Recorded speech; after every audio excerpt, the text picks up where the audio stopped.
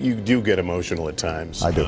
He gets emotional about one issue, perhaps more than any other: gun violence. Every time I think about those kids, it gets me mad.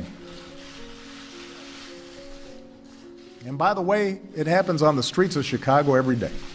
My worst day as president was hearing that 26-year-olds had been shot in the most brutal way. That you're not alone in your grief.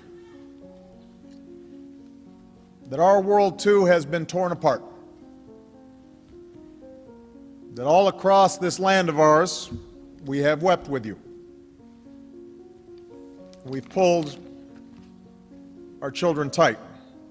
That day that I spoke at the Sandy Hook Memorial is the only day I've seen a member of the Secret Service cry while they were standing there. Because every time I read out a name of one who'd been killed, the families, you could just hear the pain. What I have said is precisely what you suggested, which is, why don't we treat this like every other thing that we use? We used to have really bad auto fatality rates. The auto fatality rate has actually dropped precipitously, drastically, since I was a kid. Why is that?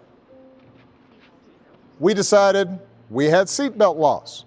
We decided to have manufacturers put airbags in place. We decided to crack down on drunk driving and texting. We decided to redesign roads so that they were less likely to have a car bank. We studied what is causing these fatalities using science and data and evidence, and then we slowly treated it like the public health problem it was, and it got reduced.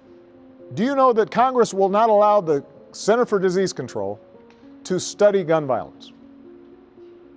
They're not allowed to study it because the notion is that by studying it the same way we do with traffic accidents, somehow that's going to lead to everybody's guns being confiscated.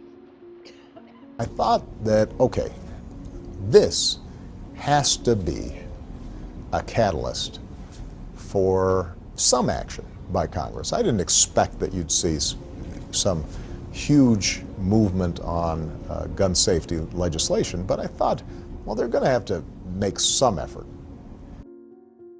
And the fact that it didn't even get the kind of hearing and votes that you would have expected, that it didn't generate a debate, that you actually had bipartisan legislation that had been sponsored, and it didn't matter. Somehow this has become routine. The reporting is routine. My response here ends up being routine. The conversation in the aftermath of it, we've become numb to this.